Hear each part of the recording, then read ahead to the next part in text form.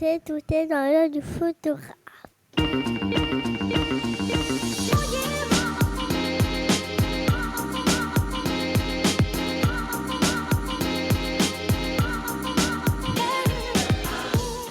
Bienvenue dans ce podcast par un photographe sur un photographe pour les photographes. Je suis Julien Pasternak et aujourd'hui, je vous emmène dans l'œil de Djebos Nakalkan. Tu approuves, je l'ai bien dit. Parfait. Parce qu'il faut savoir que ça s'écrit pas du tout comme ça et donc j'ai commencé en disant tu t'appelles Sebos. Il me fait non. Il y a eu le regard approbateur. Bienvenue, merci d'avoir accepté l'invitation. T'es une recommandation de Philippe Sarfati qui est un des épisodes qui t'a précédé. Je peux te demander déjà comment vous vous connaissez et comment ça se fait qu'il te recommande toi?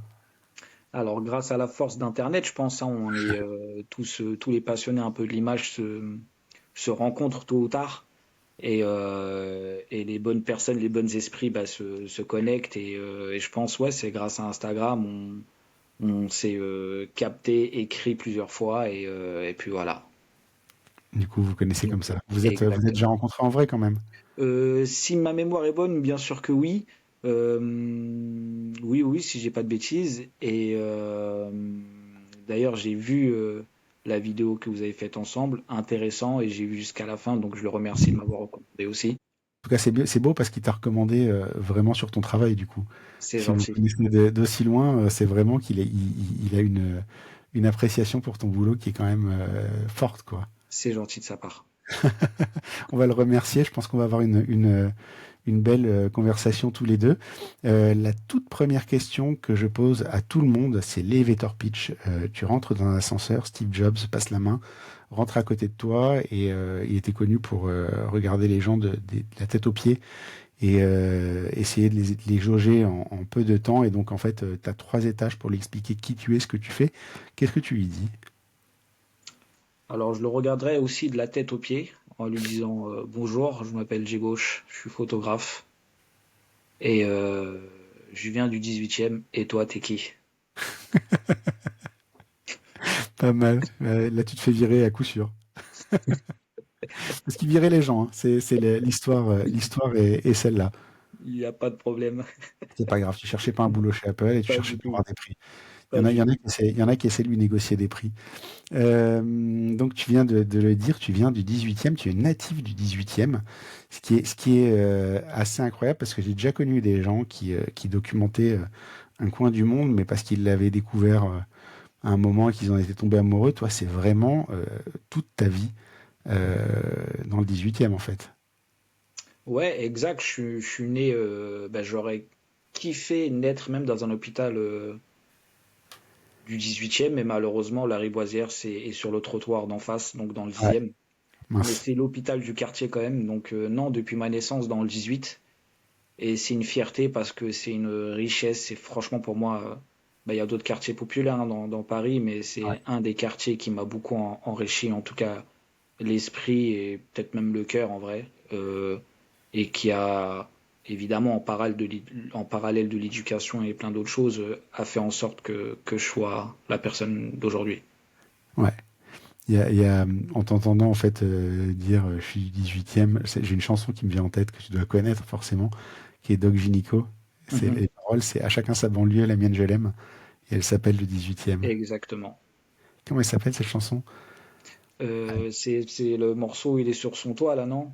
J'ai pas le C'est pas clip. ça? C'est un des albums de ma jeunesse, mais par contre j'ai du Ben, c'est mal. son album fort, Oui, phare. enfin, Je c'est suis le pas, seul album. sans te mentir, Doc Gynéco, je me suis pris dans la gueule parce que c'était la période, mais c'est pas celui que j'écoute quoi. C'est pas, bah moi c'est mon adolescence, donc voilà, ça donne une idée de notre différence d'âge. C'est Non, non, qu'effectivement, j'ai écouté ça, hein, mais forcément connu, t'étais petit quoi. ouais, c'est pas lui que j'écoutais, quoi. Ouais. C'était pas Non, mon. mais t'as des photos comme ça qui t'évoquent de la musique. J'avais fait ce parallèle avec Thierry Ménian, Mhm. euh, où justement j'avais cet album en tête parce il y avait tout le côté, toutes les communautés qui cohabitent, qu'on retrouvait dans les chansons de Doc Gynéco, justement, dans cet album-là, que Thierry photographie très bien. Mhm. Tu vois tous les gens différents qui cohabitent ensemble et qui vivent bien ensemble en fait, ce qui était normal en fait quand moi j'étais jeune. et qui tend à être un peu plus exceptionnel aujourd'hui, malheureusement, mais ça existe encore.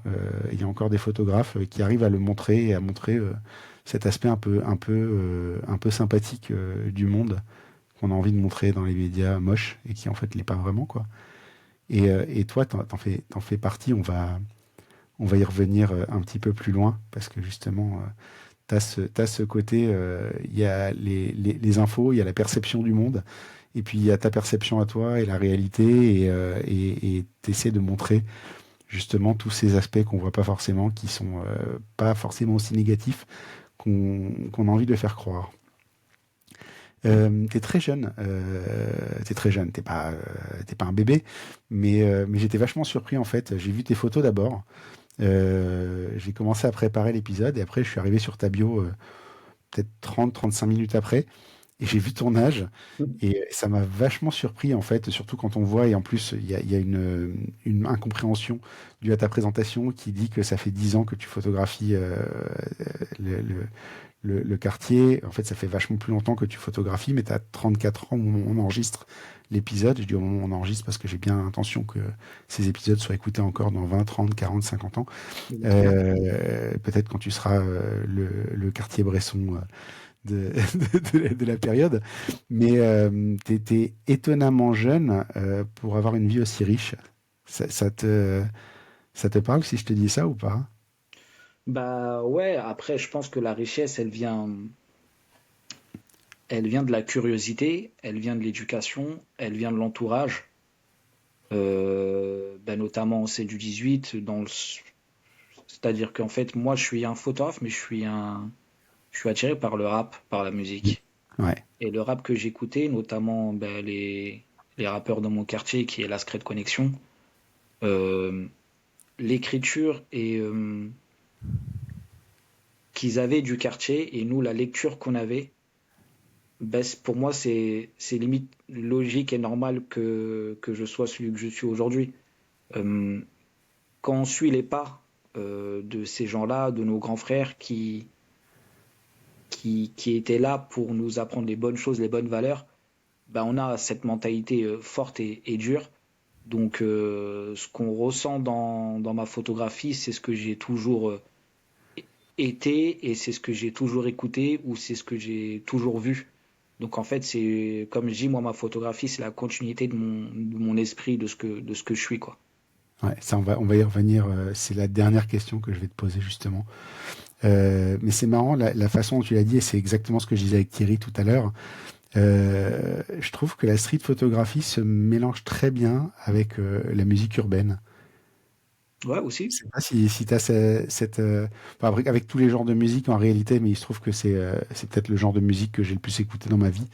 Mais c'est assez marrant de voir qu'en fait tu peux faire énormément de pareil. Je me rends compte d'ailleurs que la plupart de mes séries sont nommées à partir Ok. une chanson qui m'a connu. Notamment, j'en ai une qui s'appelle La rue n'est pas avant. On parlait déjà de Doc Gynéco tout à l'heure.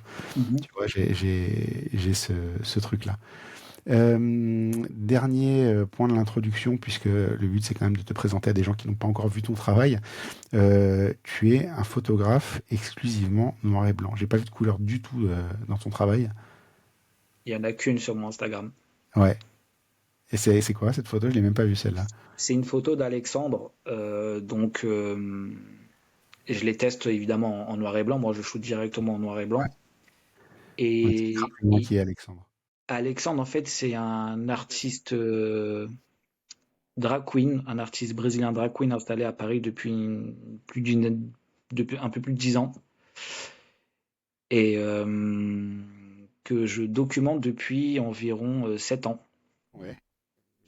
Et lors d'une séance photo chez lui sur un fond noir, il avait donc un tissu tout rouge et je l'avais shooté en noir et blanc et on avait testé quelques photos en couleur parce que je crois que c'était pour une participation à un concours ou je ne sais quoi, donc il avait besoin de deux trois photos en couleur. Ouais.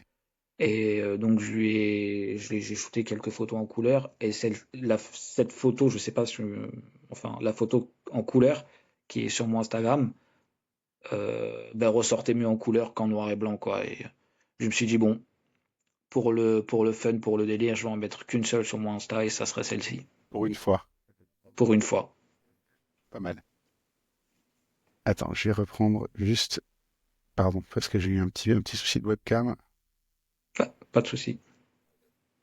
You can turn off the camera while recording, but you can't switch camera. Ok, bon, on va continuer avec celle-là. Donc pour les gens qui regardent, désolé, ma caméra a sauté.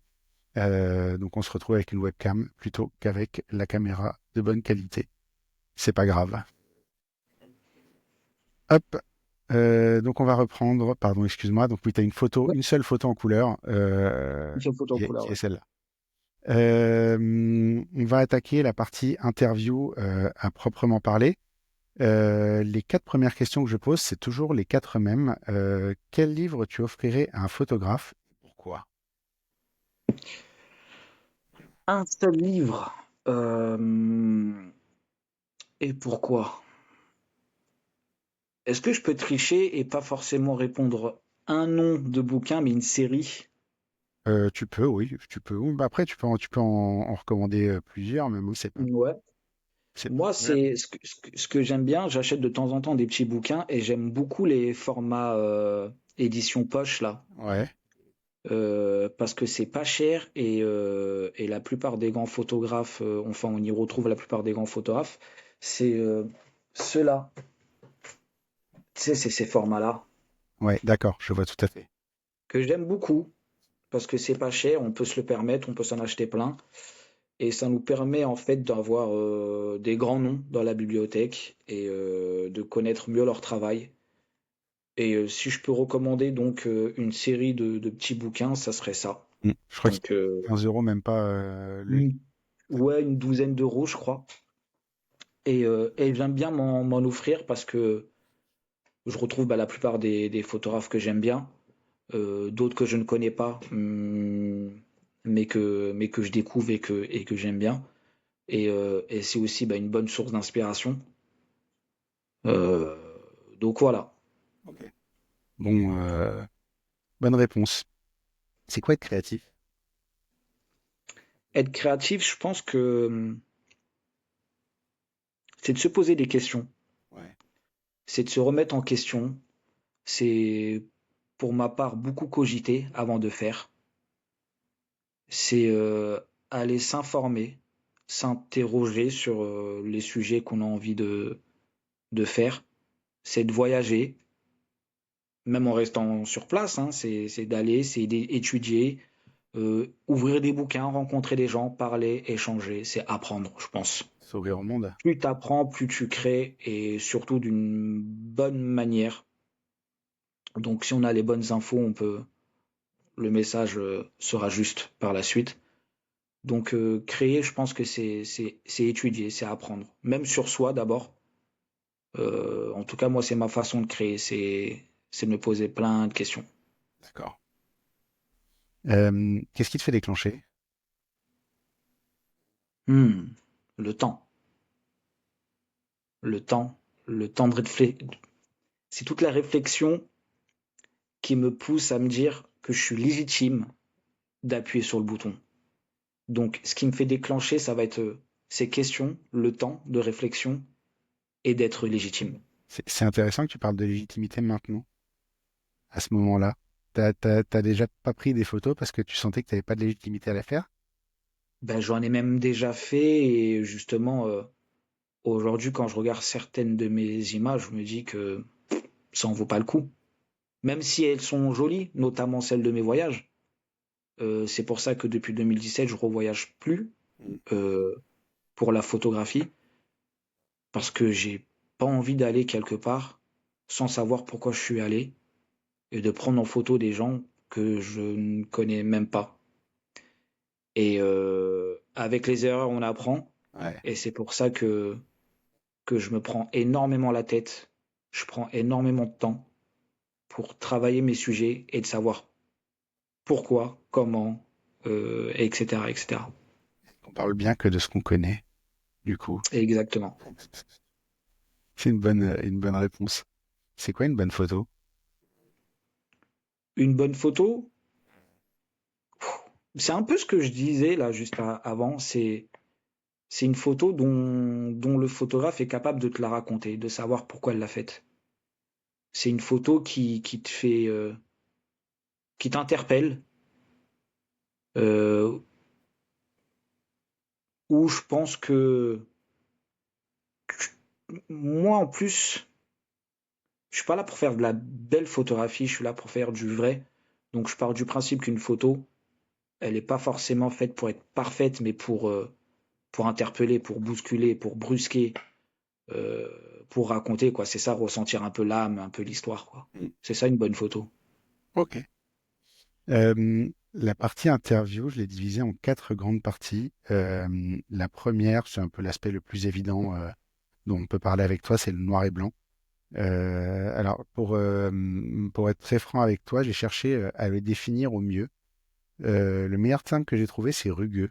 Je ne sais pas si ça te va comme définition. Est-ce que déjà, tu as déjà réfléchi à la manière dont on pourrait décrire ton noir et blanc ou pas? Et est-ce que, du coup, si je te dis ça, ça te semble cohérent? J'ai jamais réfléchi à mon noir et blanc. C'est vraiment, je le fais d'une manière très naturelle. C'est plutôt la lumière, en fait, qui m'intéresse. Mon noir et blanc, franchement, j'ai jamais réussi à mettre un nom, un terme à ce qui pourrait définir mon noir et blanc. Ouais. Je sais pas du tout. Je sais pas de quelle manière même je fais mon noir et blanc. Spontané. C'est très spontané. Évidemment, je sais de quel style de noir et blanc j'aime et je fais, mais mettre un nom dessus, ouah, je sais pas du tout. Il y a peut-être des mots techniques que je ne connais même pas qui pour représenter mon noir et blanc, mais Non, ça non. aurait pu, par exemple, avoir fait de la photo argentique à une époque et vouloir émuler un film, tu vois, où il aurait pu avoir ce genre de... Pas du tout. Il aurait pas du tout, non. Non, c'est un noir et blanc qui me correspond à moi personnellement. D'accord. Alors, déjà, la question que ça pose, c'est pourquoi pas de couleur? Ben, j'ai commencé par la couleur. Je veux dire, elle est totalement inexistante, à part une photo donc sur ton Instagram, ce que tu dis tout Ouais, à l'heure, mais elle est ben, totalement inexistante dans ce qu'on voit de toi. exactement. J'ai le même boîtier que toi. Tout à l'heure, on parlait de boîtier. Donc, depuis 2 ans, je crois, j'ai le X100V Ouais. que je kiffe shooter en couleur. Mais c'est très perso. Je le fais pour moi, pour mon kiff perso. Ce qui représente, moi, mon travail, c'est du noir et blanc. Ouais. Euh, Pourquoi le noir et blanc? Franchement, comme je disais tout à l'heure, en fait, c'est ce que je suis. Quand je vais choisir un film au cinéma, je sais que je vais aller regarder un film qui me correspond. Quand je vais m'acheter des vêtements, je vais acheter des vêtements qui me correspondent. Et le noir et blanc, c'est la même chose. C'est ce que je suis. Je peux pas. Peut-être un jour, je ferai une série en couleur parce que, enfin, je sais pas pour X raisons, mais ce que je pense, ce que je suis, ce que je dis, ce que je fais, les sujets que j'aime, la manière dont j'ai envie de raconter des images, des histoires, ça match 10 fois mieux avec le noir et blanc. Et je suis même pas là pour donner en fait des détails sur mes images. Je suis pas là pour donner autre que ça. Je veux raconter l'histoire et je veux qu'on se focus sur l'histoire. Mais ça se marie mieux avec le noir et blanc. Parce Et que c'est un choix super fort, le noir. C'est-à-dire, en fait, moi, ça m'arrive assez fréquemment de me dire, OK, là, je fais du noir et blanc. C'est toujours là que je vais avoir. Là, je te donne cet exemple. Ça m'est arrivé il y a pas longtemps. Je l'ai publié aujourd'hui, la photo. Je fais des sorties street photo. Moi, j'ai les deux en ce moment. J'ai les deux types de street photo. Tu as des chasseurs, tu as des pêcheurs, tu as des gens qui sont que l'un ou que l'autre. Moi, je suis les deux. Sauf que je suis chasseur en noir et blanc et je suis pêcheur en couleur. Et il se trouve que je suis dans une phase où je me dis, OK, je vais faire que de la chasse et je vais être que en noir et blanc. Et au moment où je dis ça, je me pose, je trouve une scène et je pêche. Et t'as un bonnet rouge qui passe et la photo, elle ne fait marcher qu'en couleur. Et du coup, bah, je m'adapte en fait. Toi, t'as pas cette adaptation-là. T'as pas du coup, ce truc où tout d'un coup, le machin, il va se passer en couleur. Et en fait, tu vas hésiter ou tu vas... Non, même si... pas du tout. Non, non, c'est ma signature, c'est mon œil, c'est mon blaze, c'est ma photographie, c'est ma vision, c'est ça. Après, comme je t'ai dit, évidemment, j'ai fait quelques voyages à Istanbul, Ouais. à Tenerife où je vois un joli coucher de soleil. Bon, je me dis celle-ci, je vais la taper en couleur, mais c'est perso. Ouais. C'est perso, je peux la publier peut-être en story, mais c'est juste un moment de vie, quoi. Ouais. C'est pas mon travail. Mais du coup, Mais mon ça travail à sépare bien moi, ton c'est. travail du perso, quoi. Ah ouais, ouais, carrément.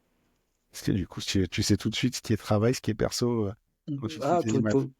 ouais, totalement. Mais tout comme je sais faire la part des choses. Moi, les sons que je vais écouter, ben, je vais aller acheter leur album, je vais donner de la force, je vais me déplacer en concert, etc. Je sais pourquoi j'écoute ça. Et je sais que quand je suis dans un taxi et que le mec il écoute Jul, bah, j'écoute pour écouter Jul et c'est sur mon trajet et puis j'ai pas le choix quoi. Ouais. Donc C'est j'écoute sans écouter. Là c'est un peu la même chose, je shoot juste pour le kiff et que voilà, c'est un peu le truc quoi, je suis là pour être là. Ça passe, mais c'est la c'est pas moi. différence entre écouter et entendre. Exactement. Ok. Mais c'est très surprenant en fait, parce qu'en fait, t'es de la génération numérique, tu shootes essentiellement en numérique, c'est un vrai choix Exact. fort. C'est fort. Ouais. Ouais, ouais. Autre choix fort sur le noir et blanc, c'est que t'as pas peur de l'ombre, t'as pas peur du noir, t'as pas peur de perdre tous les détails dans une zone de l'image. Ce qui est, je te disais tout à l'heure, j'ai une amie qui a fait une série photo très sombre et volontairement dans ces caractéristiques-là, où tu as des zones noires où il n'y a pas où il y a pas d'image. En fait, tout le monde l'a fait chier avec ça en lui disant, il y a pas il y a pas, comme si c'était une erreur technique, tu vois. En fait, en gros, tout ce qui Mhm. sortait de son travail qui était autrement valable par ailleurs, tu vois. Mais en fait, tout le monde s'est arrêté à ce point technique qui est que bah, ça manquait un peu de détails dans une zone d'ombre à leur goût et que pour eux, du coup, la photo était foirée. Et je trouve ça courageux de ta part, en fait, d'aller dans ces extrêmes-là, même si c'est peut-être pas conscient, finalement, vu ce que tu me dis. Pas du tout. Non? Enfin, plus ou moins, comme je disais tout à l'heure, je sais reconnaître mon style. Quand je suis sur Photoshop, je sais quel rendu plus ou moins je souhaite avoir, même si je suis très mauvais retoucheur, je sais pas du tout retoucher, mais je sais le rendu que je veux sur ma photographie, sur mon image. Il y a différents types de noir et blanc. Il y a du noir et blanc très noir, très blanc, très gris, très pâle, très contrasté. Il en faut pour tout le monde. Ceux qui veulent du noir et blanc assez lisse, on voit tout. Il y a des photographes qui le font. Je les invite à aller les suivre et leur donner de la force. Il y a des photographes qui sont très contrastés, très noirs. Bah, on est là. Moi, je suis pas là pour plaire aux gens et je fais ma photographie. Je suis pas dans, comme je disais tout à l'heure, je cherche pas à faire du beau, je cherche pas à faire tu verras pas une photo assez lisse, à part peut-être dans du portrait que j'en fais de temps en temps, et même ça encore. Mais je pense que sur une image, quand il y a une force, et que cette force-là, elle est peut-être dans la composition, elle est peut-être dans la lumière, elle est peut-être dans le message, dans l'histoire, faut pas chercher ailleurs. Mm. Euh, je suis pas là pour faire du parfait, donc je m'en fous totalement qu'on voit pas telle ou telle chose. Si la photo, elle est là et que ça raconte quelque chose, soit en termes de cadrage, de composition, ou d'histoire, ou d'âme, ou de puissance, ce Ouais, que je m'en pour fous de rester savoir si on secondaire. voit bien ses chaussures, ses trucs. Enfin, je suis pas là pour ça, quoi. D'accord. Du coup, on parle un petit peu de la retouche. C'est quoi pour toi un beau noir et blanc? Oh, après ça, c'est un peu propre à chacun. Moi, un beau noir et blanc, c'est où le noir est noir, le gris est gris, le blanc est blanc. Après, niveau contraste, truc. Moi, j'ai mon propre noir et blanc, mais j'aime beaucoup la couleur des autres, j'aime beaucoup certains noirs et blancs des autres. En tout cas, par rapport à ma photographie, c'est quand le noir est noir et que le blanc est blanc, quoi. C'est assez contrasté et Bien tranché. assez brut, en fait. Ouais. Brut, j'aime le côté un peu brut. Ok. Du coup, c'est quelque chose qui t'oblige à bosser les contrastes. Un peu. Non. Qu'est-ce que tu vois quand tu regardes dans le viseur déjà? Est-ce que ton viseur est en noir et blanc ou est-ce qu'il est en couleur? Et tu fais la conversion toi dans ta tête. Parce que moi, par exemple, le X100V, je l'utilise essentiellement en viseur optique. Pareil. Ouais. Donc c'est toi dans ta tête. Et optique, moi, c'est numérique. Ça, Moi, c'est je suis en numérique, d'accord. numérique. Ok. Ouais. Donc il est en Moi, noir et blanc. numérique, et je suis en noir et blanc. Je fais pas de couleur. Je shoot déjà en noir et blanc. Ok. Et quand je passe, donc ouais, En fait, même quand je regarde et que j'observe avant même de faire une photo, comme je t'ai dit, la photographie, c'est de la lumière, hein, donc j'essaye de visualiser les scènes et j'essaye de chercher la lumière que limite je retouche en fait avec mon œil. J'essaye de retoucher sur le moment et sur Photoshop, je passe 5 secondes à la retouche, hein, C'est faire la photo la plus parfaite possible dans sur le l'appareil. moment, ouais. Ouais, Ouais, ouais, ça, je suis assez d'accord. ouais. Et quand Et tu après commences sur à mettre le Photoshop, doigt bah, tu peux faire des choses je extraordinaires dans Photoshop, hein, mais ouais, mais il en faut. Enfin, moi, j'aime beaucoup ceux qui savent travailler sur Photoshop parce que c'est nécessaire, parce que ça correspond à leur photographie. Je leur tire mon chapeau. Hein. C'est pas parce que les gens font quelque chose de différent de moi que j'aime pas du tout. Euh, Au contraire, il faut être différent, il faut se compléter, tu vois, dans le milieu de la photographie. J'aime beaucoup ce que les autres font. Moi, j'ai pas besoin de retoucher, j'ai pas envie de savoir retoucher. Je touche au contraste, courbe. Et 10 secondes de retouche, moi, ça me saoule déjà, quoi. ok. Non, mais c'est important à savoir. Est-ce que c'est plus facile de shooter en noir et blanc? Je pense pas. Non. Je pense pas. Tout le monde ne voit pas la même chose. La preuve, il y a plein de gens qui font du noir et blanc et c'est assez dégueu. Euh, Déjà, les gens, ils arrivent même pas à capter la lumière avant même de shooter en noir et blanc ou en couleur. Il y a des gens qui savent pas maîtriser la lumière, ils savent pas faire la différence, jouer avec les lumières, avec les ombres. Donc, avant même de savoir shooter en couleur ou en noir et blanc, faut d'abord essayer de Ouais, d'être de attiré par la toute lumière. façon, le noir et blanc, c'est essentiellement la lumière et les contrastes. Donc, c'est un Exact, très bon exercice, en fait, pour quelqu'un qui va apprendre à jouer avec la lumière, de shooter qu'en noir et blanc pendant un moment, parce que ça te exact. permet, tu t'élimines pas mal d'options et ça te permet justement de progresser plus vite dans un domaine très précis de l'image qui est la gestion de la lumière, en fait. Exactement, je suis d'accord. C'est pas déconnant. T'as pas mal de collaborations avec des marques. On pourrait croire que le fait de ne shooter qu'en noir et blanc serait un handicap à une époque où on est sur Instagram et on pourrait se dire que tout le monde veut de la photo couleur. Toi, ils viennent te chercher pour ça ou Ah, totalement. Moi, je suis un dictateur, c'est-à-dire qu'on m'a déjà proposé des projets où il fallait faire de la couleur et j'ai refusé. Évidemment, ça m'arrive une fois tous les 10 ans où en fait je remplace un ami sur un shoot bidon et qu'il fallait faire de la couleur et je remplace vraiment pour rendre service et que je me dis bon bah je suis là pour rendre service, je devais pas être là. Mais sinon à 99,99% c'est du noir et blanc, c'est ma boutique, tu pousses la porte, t'achètes ce que je vends, quoi. D'accord. Et ouais, c'est mon univers c'est même plus ma photographie en fait, c'est mon univers que tu viens chercher. C'est beaucoup plus que de l'image, c'est la personne que je suis, c'est mes prises de position, et, mais je fais même attention avec qui je travaille, quoi. Et ça dû t'arriver qu'on comprenne pas ton univers, non? Ouais, il y a plein de gens en fait qui me démarchent, qui aiment mon travail et qui me sollicitent donc pour un shoot et à la fin ils me disent ben on aimerait bien avoir un shoot en couleur. Et je leur dis mais t'as rien compris à la vie, toi.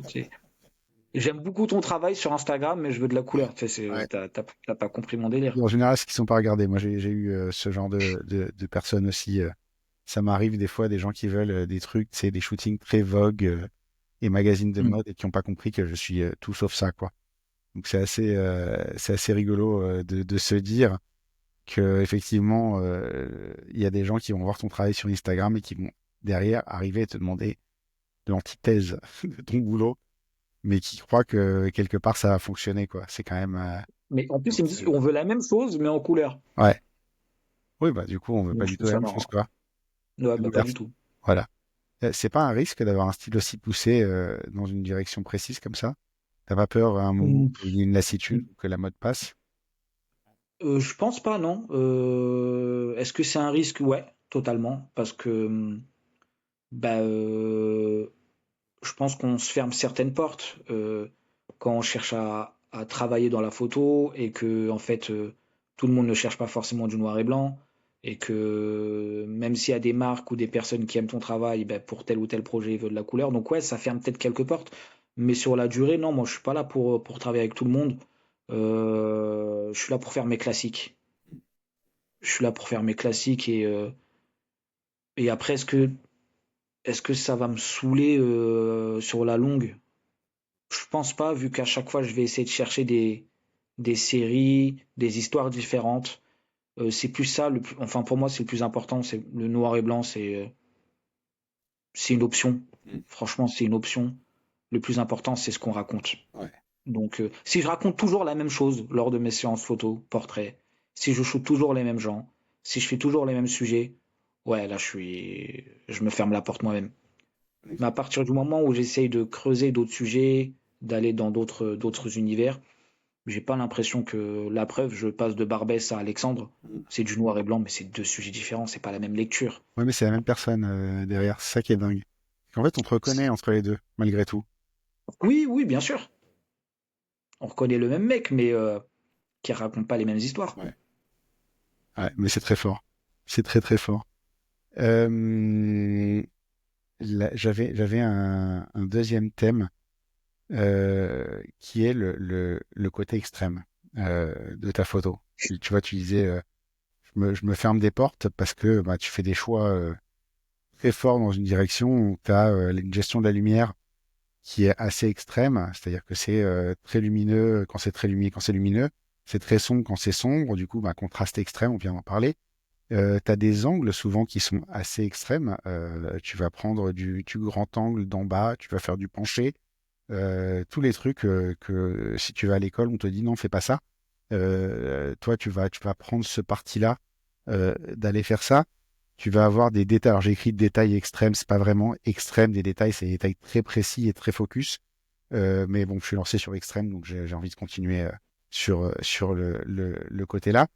Tu as des sujets qui sont aux extrêmes opposés.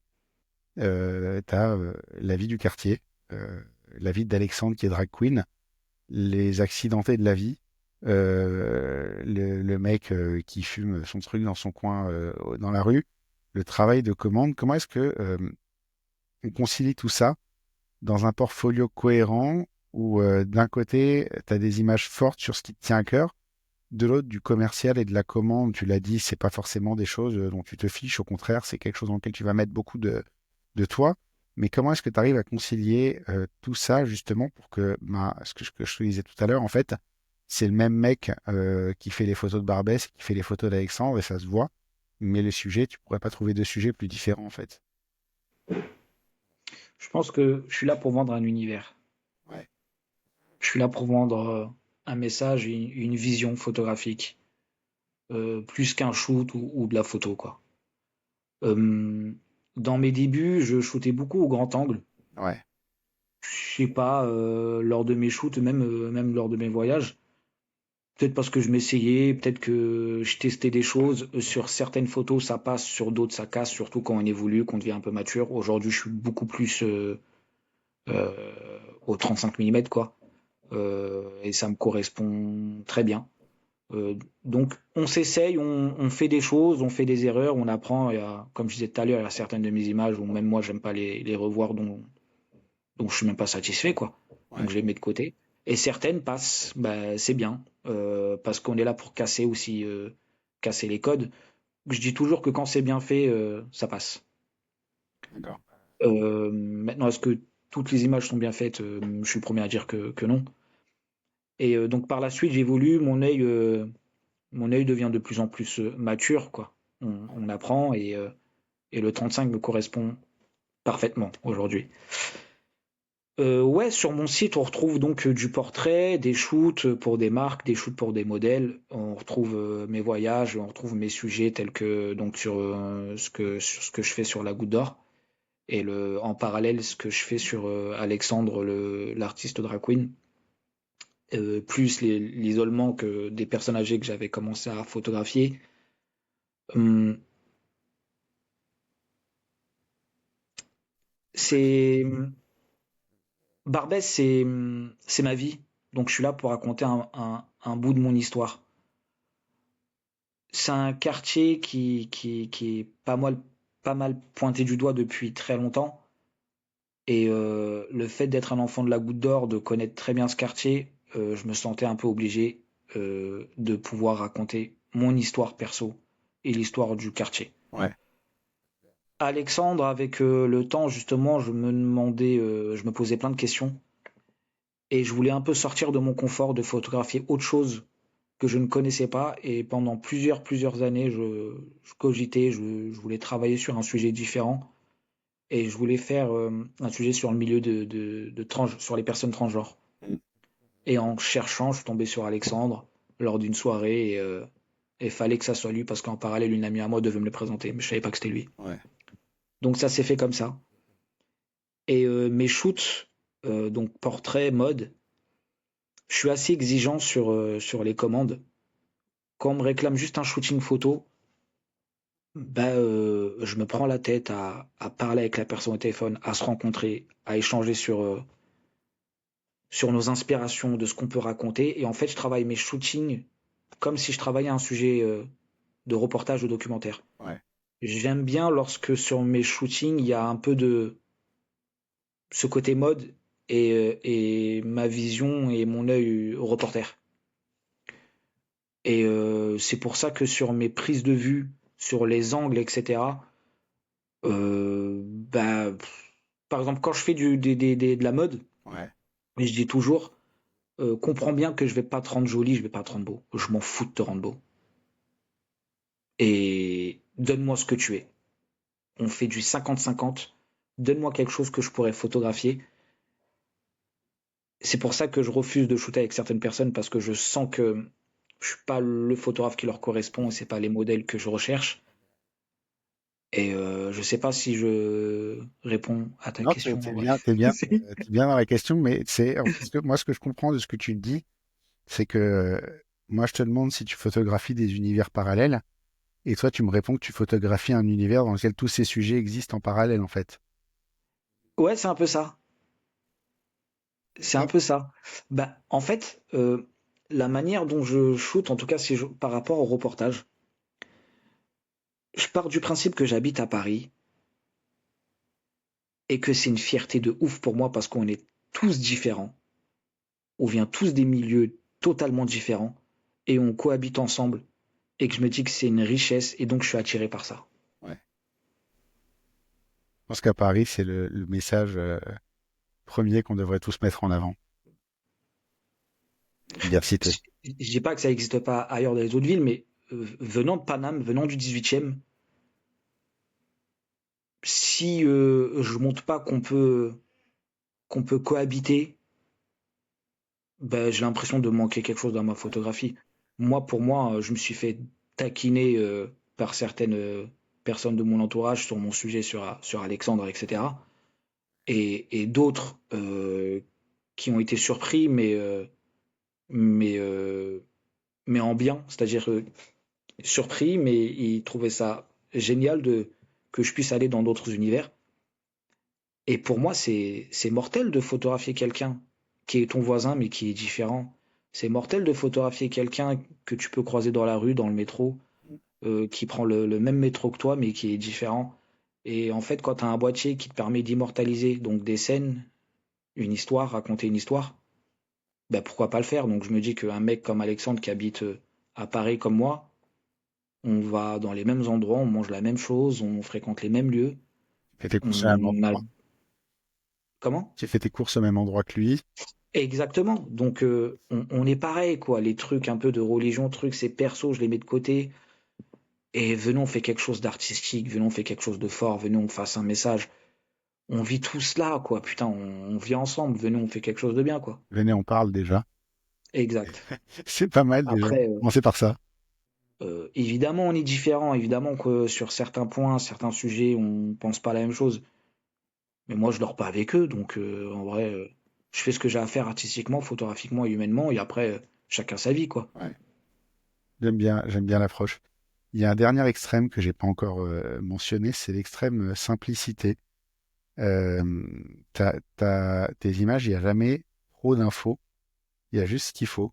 Tu dis, tu vois que tu t'en fiches et que tu veux que ça raconte l'histoire, mais en fait, si tu regardes en détail, il y a la plupart de tes images, il y a pas d'excédent. Tu vois ce que je veux dire? Ton message, il est là, Mais il y a pas un truc qui déborde, une info en trop, qui va gaspiller le regard quelque part. Ça te parle si je te dis ça? Tu t'en rends compte ou pas? Ouais, je suis d'accord avec toi et franchement, je le dis très rarement et je suis très content que tu puisses le relever. C'est que ça veut dire que ce que je fais, c'est réussi en tout cas. Ce que j'ai envie de mettre en image. Tu sais éliminer ce qui ne sert J- à rien. Ouais, et je pense que moi, la simplicité, quoi.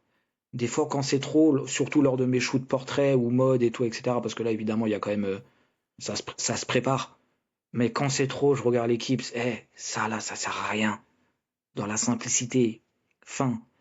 Et, euh, et surtout quand on a le sujet qui dégage quelque chose, qui raconte quelque chose, le reste, on n'a pas besoin. On a les.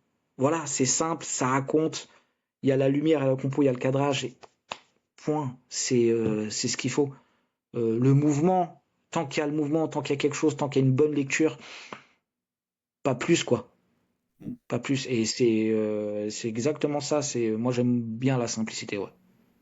Ok. On parlait de style, on parlait de faire cohabiter tous les univers, tous ces mondes parallèles dans le même univers. Comment est-ce que tu as défini ton style? Parce qu'à un moment, en fait, j'imagine quand même que tu as dû te poser la question de quel est ton style photographique. C'est quand même, je pense que tu peux pas avoir un style cohérent si tu l'as pas un minimum réfléchi. C'est pas par hasard. Ouais. Comment tu as fait pour définir ton style photographique, pour définir que toi, c'était ça et pas autre chose? Euh, ben, on va dire que j'ai deux styles. J'aime le portrait, la mode, parce que j'en ai fait depuis mes débuts et j'aime bien en faire. Donc on va dire que je fais du portrait quand je peux, quoi, quand ça m'arrive, quand ça me tombe dessus, je fais du portrait. Et en parallèle, c'est venu par des années après. J'ai fait quelques voyages et par la suite, quand j'ai regardé mon travail, après les avoir exposés, après avoir sorti un mini livret, etc., je me suis dit qu'il manquait quelque chose et c'était évidemment l'histoire, le sujet. Et quand j'ai commencé à faire donc ma série sur Barbès et sur Alexandre, c'est là où je me suis dit, mais en fait là, je suis en train de faire un reportage. Donc je suis en train de documenter là. Et donc naturellement, je fais du reportage et du portrait, quoi. D'accord. Donc Voilà. t'as évolué en douceur. Il y a des gens qui ont besoin de Ouais, se poser avec le temps.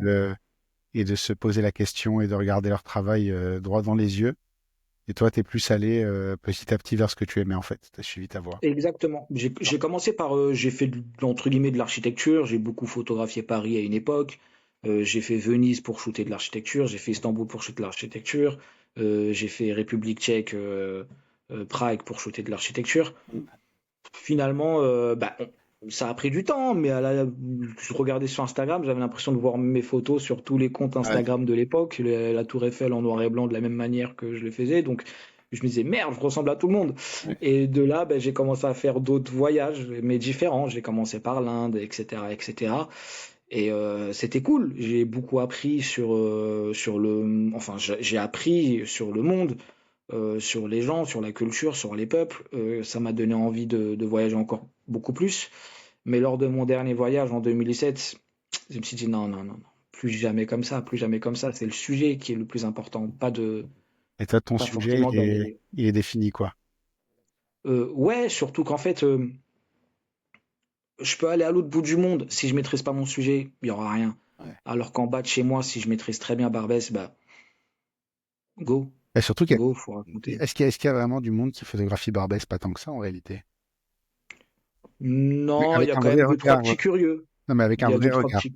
Un vrai regard de Ouais, il y honnête. en a eu par dans le passé. Il y en a eu dans le passé. Moi, tu me lâches à Barbès, je vois que les clichés. Je suis parisien Euh, depuis 25 ans, mais plus que ça même. ouais, après, de la même manière que si moi on me lâche dans n'importe quel quartier du monde Mm. et que je connais pas les gens, l'histoire, tu sais, on m'a beaucoup approché pour aller photographier des quartiers populaires Ouais.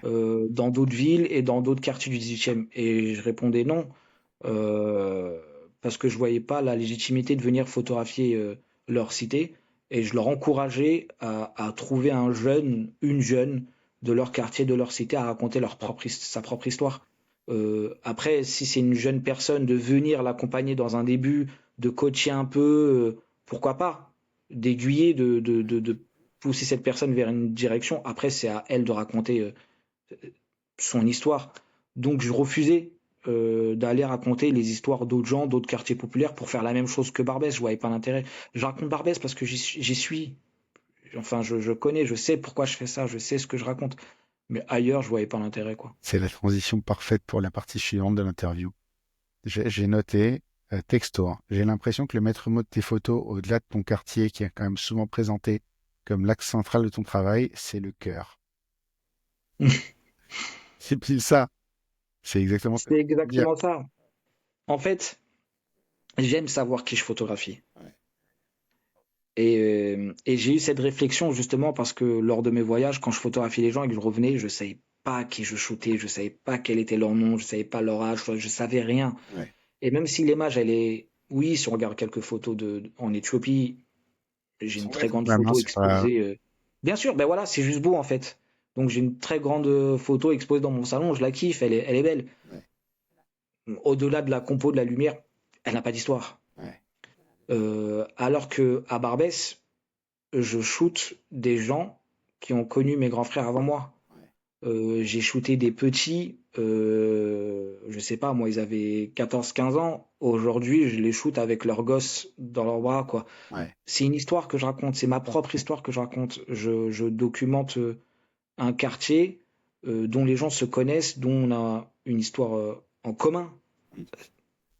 Et C'est un journal quelque part. C'est un témoignage. c'est exactement ça. Tu donnes la parole aux gens que tu rencontres, en fait, quelque part. Ouais, que je rencontre, même pas que je rencontre, que je connais tout court.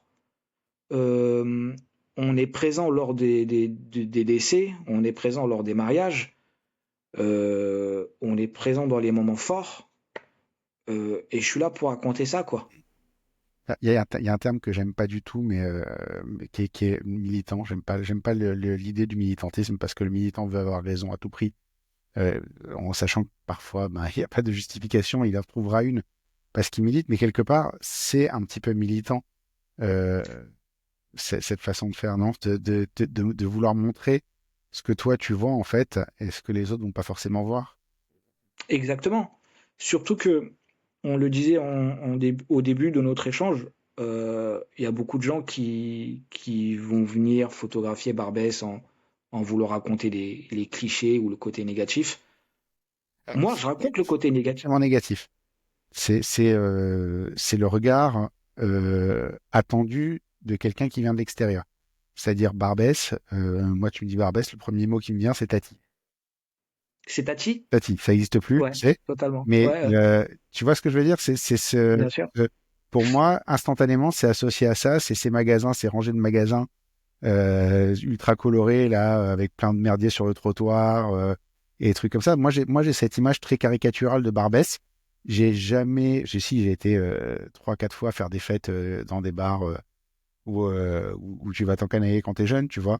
Mais je veux dire, c'est pas, j'ai pas une connaissance du tout du quartier. J'ai une connaissance ultra superficielle du quartier. Et Bien limite, sûr. si tu me lâches tout seul la nuit dans Barbès, j'ai un peu peur. Ah, ça a bien changé. Ouais, Ouais, c'est devenu mignon. d'accord. Parce que moi, il y a 20 ans, Ouais. j'ai des histoires. Non, rien à voir avec 20 ans. Non, non, ça a bien changé. Non, c'est devenu mignon.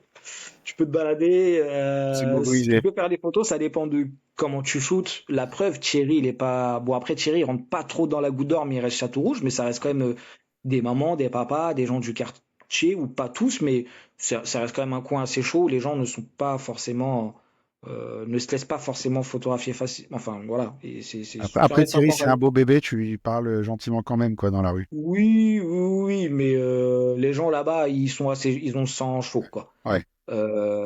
Donc la preuve qu'il y arrive.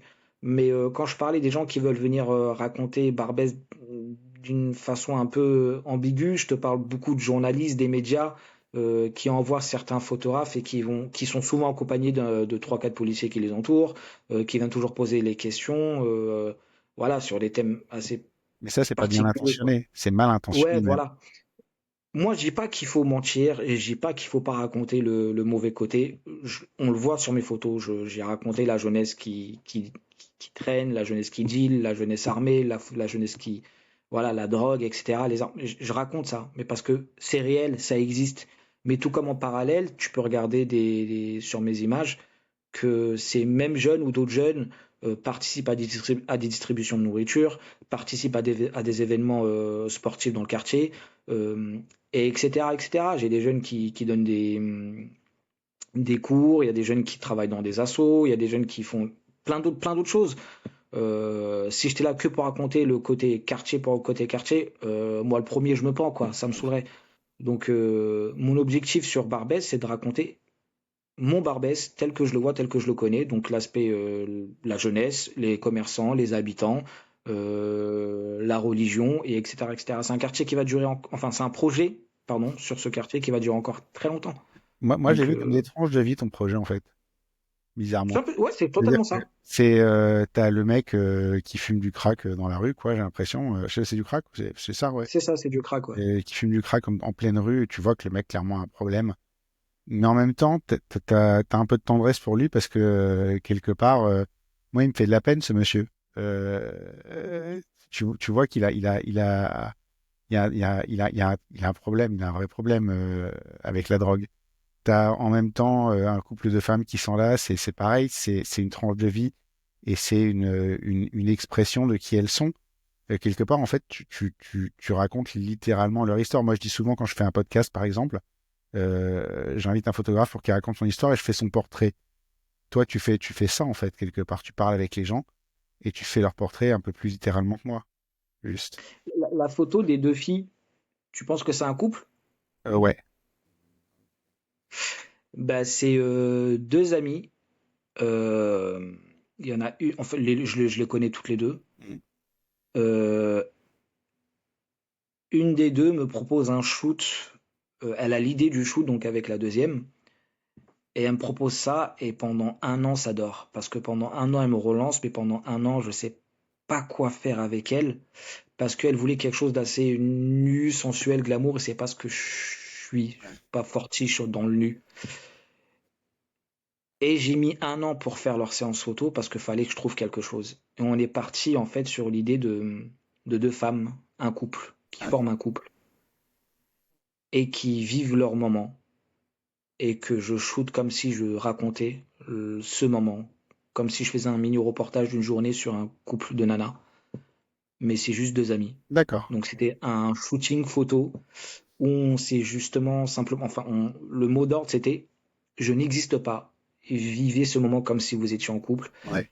Et si on ressent ce truc vraiment bah, Bah, c'est réussi, ouais. d'amour, bah, pour moi c'est que c'est réussi parce que c'est ce que je voulais dégager. Je voulais même pas que ça ressemble à un shooting photo, mais je voulais qu'on ressente cet effet de deux personnes qui s'aiment comme s'ils vivaient leur Bah, moi, les- je l'ai rangé dans la catégorie reportage plutôt que dans la Ah, pas catégorie. du tout. Oui, enfin, c'est un shooting photo. Comme je disais tout à l'heure, j'aime bien travailler mes shootings comme si je faisais du reportage. Donc je cogite beaucoup, je réfléchis. Ben, la preuve, ça a duré un an. Ouais.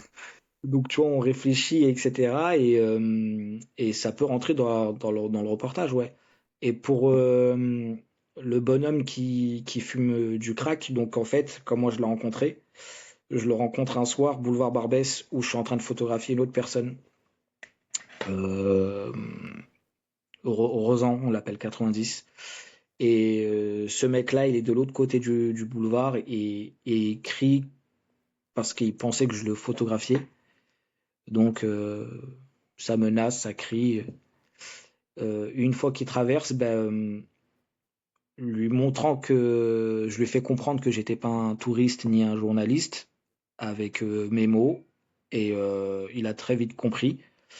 Et du coup, bah, on est devenus amis. Donc, le lendemain, on se revoit. Enfin, les jours qui suivent, on se revoit plusieurs fois même. Et il y a un soir, bah, on s'est baladé, mais il m'a rendu fou ce soir-là. On s'est baladé, je pense, 2 3 heures dans le quartier. Et j'étais là à le suivre, en fait. Je l'ai suivi pendant quelques heures pour essayer de comprendre ce qu'il faisait, ce qu'il était, de quelle manière il passait ses soirées. à rentrer dans des cages d'escalier, dans des immeubles, pour chercher je ne sais quoi. Euh, et puis voilà quoi. Donc il y a un moment où il est arrivé devant le square Léon, il s'est arrêté de lui-même, il a fumé son caillou de crack et je l'ai shooté à ce moment-là. Et j'ai plus ou moins différentes photos de lui dans le quartier où il se balade et je le suis. En fait, j'avais noté qu'est-ce qui fait que ces gens-là attirent ton regard, mais bon, lui, clairement, enfin, je veux dire, c'est la rencontre. Mais pourquoi tu te mets dans sa roue à ce mec-là? Enfin, je veux dire, t'es encore pote avec lui, tu le vois encore, Malheureusement, ces personnes-là, c'est très compliqué d'avoir un suivi, à part pour les deux trois personnes qui sont quasi tout le temps à la Goutte d'Or. En fait, c'est le crack les fait voyager. Ouais. Donc là où il y a du crack, là où c'est moins cher, ils migrent, quoi. Ok. Mais pourquoi tu le suis? C'est pas, en plus, il y a le danger d'un mec comme ça. Enfin, c'est pas, Ouais, non. non? Non, en fait, comme je disais tout à l'heure, moi je sens pas le danger, à part si ça vient vraiment derrière. Mais il y a plus de danger quand ils savent que t'es du quartier, quand enfin, ta manière d'être, ta manière de parler, ils savent très bien que t'es pas un mec. S'il y a bien quelqu'un qui doit faire attention, c'est plus lui que moi. Ouais. Il sait qu'il va pas, il a pas intérêt à faire le malin. C'est le contraire en fait. D'accord. C'est lui qui est chez moi et pas l'inverse. Donc là, on crée un feeling. Il y a de l'échange, il y a du respect et c'est ce qui compte. La personne qui devra faire attention, c'est même pas moi en vrai. C'est lui. C'est ouais, mais pas.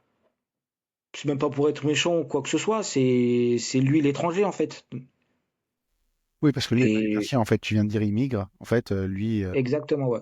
d'accord. Mais c'est des consommateurs qui squattent pendant une période le quartier. Alors, il y a des consommateurs qui sont là depuis très longtemps, qu'on connaît par leur nom, qu'on se salue. J'avais même leur numéro de téléphone pour certains, mais ils ont tellement une vie compliquée qu'ils Ouais. perdent leur téléphone, ça leur arrive de leur revendre pour avoir plus de thunes et tout.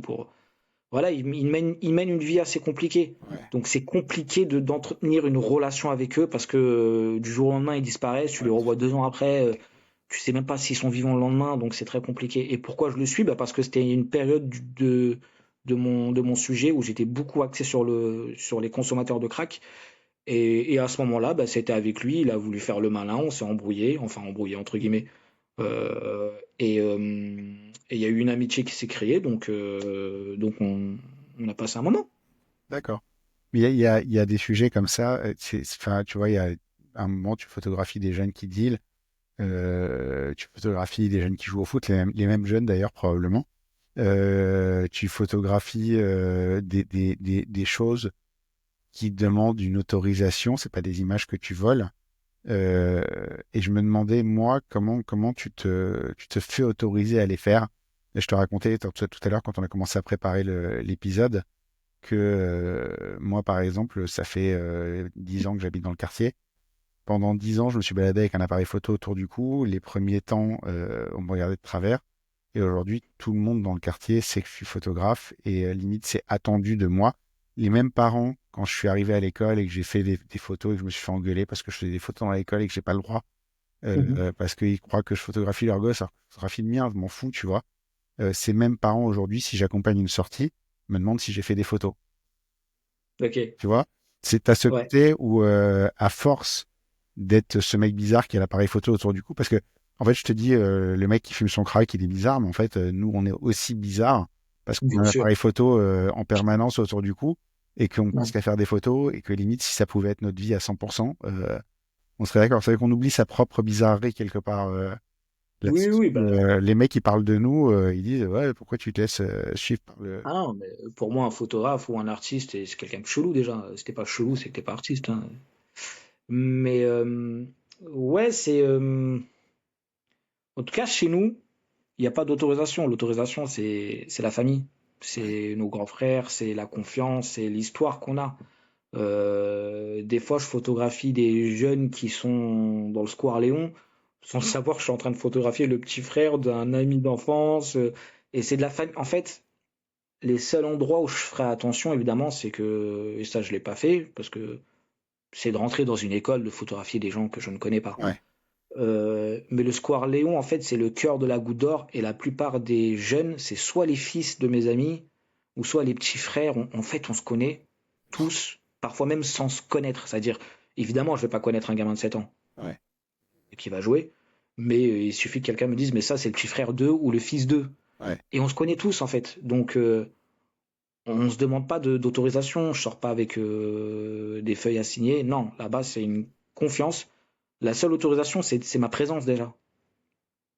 Déjà, si je suis autorisé à être là, c'est bon, c'est signé. Donc, c'est ce qui compte. Hum, Après, non, c'est que du feeling, quoi. C'est la confiance avant tout. C'est ce que je disais tout à l'heure, la légitimité, la crédibilité et la confiance. Il y a des photographes qui viennent, qui se baladent, mais ce qu'ils ont en photo, c'est quelques coins de rue et quelques photographies de rue, quoi, de la street photo. Mais pour avoir ce que je fais, c'est que de la confiance. C'est ce que je te dis tout à l'heure.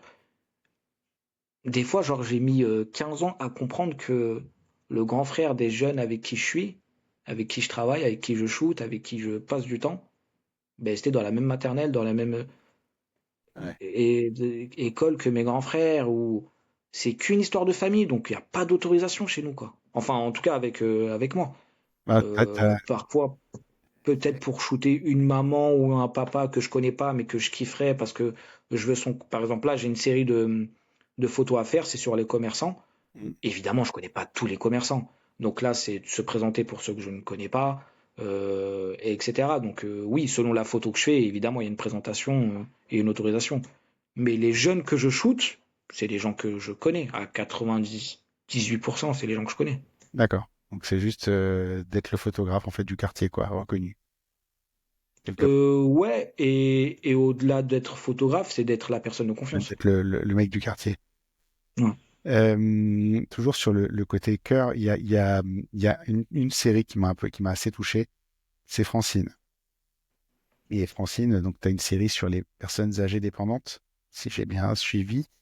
Francine, c'est une dame qui est en fauteuil roulant, qui a perdu ses deux jambes, si je ne m'abuse. Et toi, tu l'as photographié, qui a certaines obsessions, j'ai l'impression, qui a en tout cas un caractère bien trempé, qui s'en fait un sujet assez intéressant à photographier. Et toi, tu as créé un lien avec elle. Elle a personne d'autre d'ailleurs, j'ai l'impression, cette dame. Exactement, ouais. Elle a l'air vraiment Et isolée. les seules personnes qu'elle avait sont plus là, donc à part évidemment une des voisines de palier qui allait chez elle de temps en temps, moi et certains jeunes qu'elle croisait au tabac. En tout cas, de sa famille, on a fait des recherches. Donc, on a appris le décès de sa fille il y a plusieurs années. Et son compagnon était décédé aussi, donc elle vit vraiment seule chez elle dans son Ouais. appartement. Ouais. Et il y a une photo que je trouve très touchante où Francine est dépendante. Francine, à un moment, on veut la mettre dans un foyer, c'est ça? Et Exact. elle est pas trop d'accord, mais bon, on lui laisse pas trop le choix. Et un jour, toi, t'apprends que bah, c'est arrivé, on l'a mise dans le foyer, et tu vas dans son appartement et tu vas faire les photos de l'appartement vide. Tu vas lui Exact. amener les photos. Et j'ai trouvé ça très touchant, en fait, de penser à ça. Je tenais tellement à elle, à son histoire, euh, que quand j'ai su par le gardien, c'est le gardien qui m'avait informé que Francine avait déménagé, quoi, était partie de son appartement. C'est lui qui me dit où elle est. Donc j'apprends qu'elle est dans un EHPAD dans le 18e. Et, euh, et directement, je pense à ça. Je dis Ali, s'il te plaît. Mon gardien qui s'appelle Ali, je lui dis Ali, s'il te plaît, il me faut les clés de son appartement. J'ai photographié Francine chez elle pendant des années et il me faut ce moment-là. Il me faut son appartement vide et il faut que j'arrive à saisir ça, quoi. J'avais besoin de me retrouver, j'ai l'impression même seul dans cet appart. Euh, et même, t'as vu, genre, même s'il y avait rien, je ressentais Ouais. j'entendais encore sa voix, j'entendais encore cer- certains moments de vie, euh, j'entendais encore du bruit et pour moi, ouais, c'était important de photographier cette étape de sa vie parce que à aucun moment je me disais qu'elle allait partir de cet appartement, quoi. Ouais. Je me suis toujours dit, je serai là pour elle, elle sera là pour moi, on est voisins, on resterait voisins jusqu'à la fin. Et ça m'a mis un coup. euh, et ouais, j'avais besoin d'aller dans son appartement et de shooter ces pièces vides, quoi. Ouais. Ouais, en tout cas, on ressent bien le vide à ce moment-là, sur les Ouais, photos, même sans ouais, carrément. explication. Transition parfaite pour la dernière grande partie de l'interview. En fait, j'ai l'impression qu'au final, ce que tu photographies, c'est ta vie, tu documentes ta vie, tes rencontres et ton parcours quelque part. Et tu vois, tiens, on a en ce moment beaucoup sur le podcast, je sais pas si tu as vu les libres antennes, on enregistre tous les 15 jours un épisode avec les auditeurs du podcast. Qui veut vient et participe. Et il y a un des thèmes qui revient, peut-être que c'est moi qui l'initie, peut-être pas, mais il y a toujours un débat sur la photo pour la photo. C'est-à-dire, ben, tu prends ton appareil photo pour faire des belles photos, et puis c'est tout. Et en fait, pour moi, la photo est un petit peu plus que ça. La photo, c'est un moyen de discuter, c'est un moyen de raconter une histoire. Mais en fait, si tu que la photo, euh, tu peux pas parler de vide. Enfin, si t'es Seinfeld, tu peux parler de rien, mais tout le monde n'est pas Seinfeld et tout le monde ne peut pas parler de rien avec ça. Donc ça veut dire que si t'as rien à côté de la photo, euh, ben, qu'est-ce que tu photographies en fait? Et toi, ben, t'as cette maturité-là que je te disais tout à l'heure, t'es super jeune et je m'attendais tellement pas à ce que tu sois si jeune quand j'ai vu ton travail, parce que tu as déjà eu une vie photographique et même une vie tout court, bien chargée, bien remplie de rencontres, quoi. C'est exactement ça. Euh, je dis souvent que je suis pas là pour faire juste pour faire. Je prends énormément de temps avant de photographier, avant de choisir un sujet.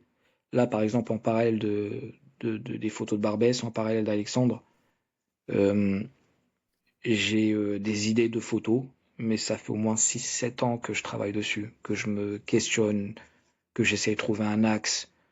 Euh, je me pose des questions pour avoir les réponses et d'être le meilleur au moment, en tout cas, de faire l'image, quoi. Et je trouve ça super important de savoir ce qu'on fait. Il y en a énormément, mais si on regarde sur Instagram et tout, etc., 90% des gens, ils sont là pour faire. Ouais, Juste pour faire. ouais. Et je leur laisse. Moi, j'ai envie d'exister. Si demain l'électricité coupe, j'ai envie de laisser une histoire. Que si demain il n'y a plus Internet, que photographiquement mon travail parle, continue à parler. C'est plus l'histoire qui m'intéresse. Et je raconte ouais, une partie de ma vie parce que j'observe ce qui se passe autour de moi. Et je trouve ça intéressant et j'essaye de travailler mes images avec moi, ma mentalité, ma vision et d'aller dans d'autres univers et voilà, matcher, créer des matchs, quoi, un feeling. Est-ce Et qu'on peut raconter ouais, autre je suis chose qu'une pas là partie de pour sa faire vie? quoi. Est-ce qu'on peut raconter autre chose qu'une partie de sa vie, en fait, au final? Peut-être que les gens qui vont faire des photos pour faire des photos, ils veulent juste pas se dévoiler. Ouais, après c'est leur choix. S'ils veulent faire ça, s'ils se sentent heureux, tant mieux pour eux. Moi, c'est pas ma vision. C'est par exemple, moi, j'écoute pas de la musique juste pour m'amuser. Je peux pas, ça me saoule. Juste pour kiffer, pour kiffer. Non, j'écoute de la musique pour comprendre, apprendre, ouvrir le dictionnaire, apprendre un nouveau mot, ressentir de l'émotion. C'est ça le plus important pour moi. Après, on n'est pas tous pareils, tant mieux. Mais s'il n'y a pas d'émotion, moi, il n'y a pas d'art. Ouais, ça, c'est d'accord. Donc c'est l'émotion, c'est l'histoire qui m'intéresse. Moi, c'est de laisser quelque chose derrière moi, quoi. Du coup, tu vois, c'est assez logique, en fait, au final, tout ce que j'ai écrit. La dernière question que j'avais dans cette partie-là, c'est est-ce que c'est un avantage de photographier son coin du monde comme ça et de l'explorer à fond? Excuse-moi, est-ce que c'est Est-ce que c'est un avantage finalement de photographier son coin du monde comme ça et de l'explorer à fond? un avantage? Ouais, quand on sait ce qu'on photographie, c'est un avantage. On ne peut raconter Bien que ce sûr. qu'on connaît. Eh ben oui, oui, c'est un avantage parce que quelqu'un qui a une bonne lecture, quelqu'un qui sait faire la différence, tu sais, comme on dit, vrai reconnaissent vrai, quoi. Ouais. Donc moi, je suis pas là pour plaire au public, avec un grand P, à tout le monde. Je suis là pour plaire à ceux qui savent lire mes images, comprendre. Et ceux qui ont, ouais, quoi, une âme d'artiste, une âme sensible. Je suis là pour... après, voilà, genre... Voilà. ouais, voilà. Ok. C'est ton monde. À la fin, C'est... ouais, c'est ton monde. exactement. Bonne réponse. On arrive à la conclusion de l'épisode. Si je te demande le pire moment de ta carrière.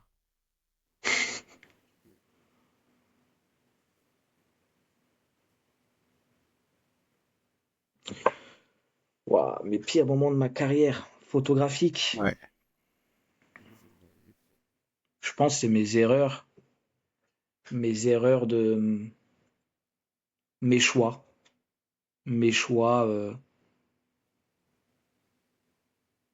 mes erreurs. Ouais, c'est une bonne question, mais très compliquée, hein. C'est, je sais pas, peut-être, ouais, mes choix de faire confiance à certaines personnes, d'être mal entouré, c'est très compliqué, je sais pas. Franchement, j'ai pas une vraie, Pas une vraie euh, mauvaise expérience. ouais, après, il y a rien qui m'a non plus mis KO. Ouais. La preuve, je suis toujours vivant. Euh, ouah, franchement, les pires, je sais pas, non, je suis encore vivant, donc je sais pas si, non, je suis encore là. Ok. Donc mes pires moments, je sais pas. Du coup, est-ce que tu as un meilleur moment? Ça, ouais, je pense que oui. Mes meilleurs moments, je pense, photographiquement, professionnellement, c'est mes moments de doute. C'est de douter, je pense. Ouais. Mes meilleurs moments, c'est mes doutes. Et parce que ça me fait tellement évoluer, justement. C'est Grâce à mes doutes, j'apprends. Grâce à mes doutes, je me remets en question. Donc, c'est mes meilleurs moments. Et évidemment, je peux te répondre plein de trucs un peu bateaux. C'est mes voyages, mes rencontres, l'amour que les gens me donnent. Ouais, mais ça, c'est le côté humain. Ça, on l'aura toujours. Euh, je voyagerai encore. Je conseillerais toujours aux gens de voyager. C'est les meilleurs moments. Oui, il n'y a pas de problème. Mais c'est ma personne qui fait ma photographie. C'est ma personne qui fait mon professionnalisme. Et ma personne doute beaucoup. Donc, ouais, je pense que c'est mes doutes. j'aime bien la réponse des autres. Ça me parle beaucoup en ce moment parce que moi, je sors d'une période comme ça. Par contre, j'ai eu besoin d'un pote, j'ai un ami qui m'a sorti de ma zone de confort un peu au forceps parce que Mhm. on fait pas tout seul tout le temps, quoi. Mhm. Mais par contre, effectivement, quand je suis sorti du doute, j'étais bien. Bah oui, J'étais mais vraiment surtout bien. que beaucoup de personnes pensent que douter, se remettre en question, c'est quelque chose de pas bien. Alors que c'est la Tant que tu es base dans de tous un les bon trucs. mood, eh ouais, non, mais si tu doutes pour te poser les bonnes questions, mais ça peut te faire qu'évoluer. Moi, pour moi, les cicatrices, les doutes, ça fait partie de la vie, hein, ça fait partie du travail, ça fait partie de, moi, quelque chose, moi, j'ai pas envie d'être toujours bien dans ma vie. Sinon, j'apprends pas, sinon, j'évolue pas, sinon, non, les erreurs, il faut en faire, quoi. Je dis pas qu'il faut les provoquer, mais s'il y en a, il faut les accepter. Et j'apprends de mes doutes, j'apprends de mes erreurs. Et ça peut me faire, ça me rend plus fort, quoi. Donc, ouais, mes erreurs, mes doutes. Ce que tu dis, c'est marrant. Pendant très longtemps, moi, j'ai jamais redoublé une classe. J'ai toujours été un bon élève, tu vois. Et, euh, et je me rendais pas compte. J'avais l'impression que c'était une très grande force. Et je me rendais pas compte, en fait, que la première fois que je me suis pris un mur, je l'ai senti, mais tellement plus fort que je n'aurais dû le sentir réellement parce que Ouais, dans mon esprit, la force, c'était justement de jamais avoir à se taper un mur comme ça. ouais. Première fois que ça m'est arrivé, mais Ça fait bobo, hein. j'avais 18 ans, j'avais 19 ans. C'était la fac de droit où j'étais pas dans mon élément du tout. Et c'est la première fois que je me suis pris une vraie porte dans la gueule, quoi. Mhm. Et ça, tu la sens bien, quoi. Et le problème, en fait, Et si ouais, t'as pas vécu ça avant, tu sais pas quoi en faire. J'ai mis du temps à comprendre qu'en fait, c'était pas forcément une mauvaise chose. et qu'une porte qui se ferme dans ta gueule, souvent, c'est qu'il fallait pas aller dans cette direction-là, en fait. Bon, ça fait, même quand on est préparé, ça fait mal, hein. Ouais. Mais, Mais quand tu bon, comprends qu'en fait, la porte, elle s'est fermée pour une bonne raison, parce qu'en fait, la porte de la fac de droit, elle s'est fermée parce que j'ai jamais été fait pour ça. J'y étais parce que tous mes copains y allaient, comme un idiot, mais j'aurais été ultra malheureux dans un monde comme ça. Il y a des gens qui s'y épanouissent, hein, je dis pas que c'est un mauvais monde. bien sûr, bien sûr. C'était clairement pas un monde pour moi. Moi, je suis fait pour avoir un appareil photo dans les mains, me balader dans la rue et faire ce genre de conneries, quoi, mais pas dire objection, Je monsieur le comprends. président. Je te comprends. Je suis On est, d'accord. on est à la toute dernière question. Qu'est-ce que tu me recommanderais pour un prochain épisode? La personne que je te recommande, je pense à William Keogh. Ouais, que je ne connais pas.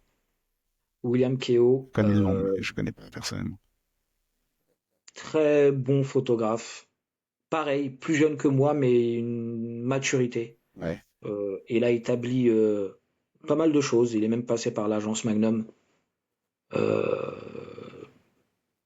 un ami, un bon photographe. Limite, en fait, je l'ai rencontré presque qu'à ses débuts où il se posait encore plein de questions et le voir aujourd'hui là où il en est, chapeau pour moi, ça doit être un exemple pour plein de jeunes.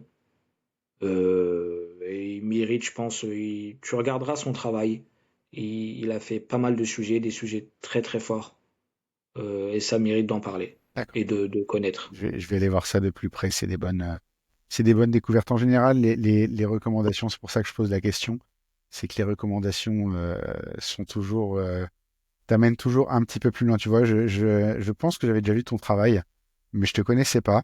Et Philippe Mhm. m'a donné ton nom et j'ai été voir et j'ai fait ouais, effectivement. Et en fait, je suis content de t'avoir découvert comme ça. Donc merci Philippe. Je l'appellerai Merci.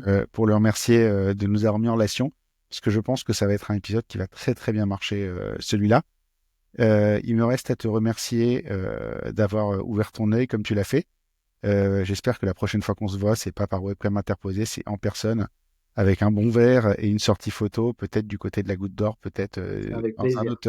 dans un autre coin. Mais du coup, tu m'as donné envie d'explorer un petit peu ce coin-là que je ne connais pas du tout. Et je pense que ce sera certainement beaucoup mieux avec quelqu'un qui connaît le quartier. Donc discussion à venir sur le sujet. Et bienvenue. Un petit verre de thé, Exactement. un petit couscous au quartier. Alors, le couscous, si je mange un autre couscous celui de j'ai pas l'air, je suis marocain, hein. Ma mère est marocaine. Ah ouais, Donc, si je mange un autre mortel. couscous que celui de ma mère, je suis mort. Bah, Euh, il y a d'autres plats, t'inquiète pas. on ira faire autre chose. T'inquiète pas, mais le couscous, Il y a d'autres plats. ça va Mais être au délicieux. plaisir. Avec Ben, plaisir. merci à toi pour l'invite. Merci à Philippe. Merci pour ton temps. Merci pour tes questions. C'était un échange assez sympa et intéressant. Cool. Merci. Je t'en prie, merci à toi.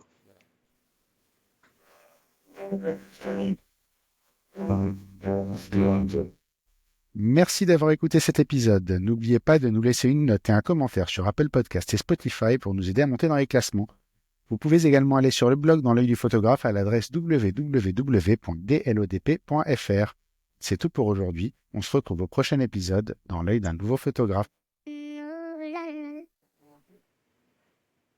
Dans l'œil du photographe, merci, c'est fini. Ok, ok.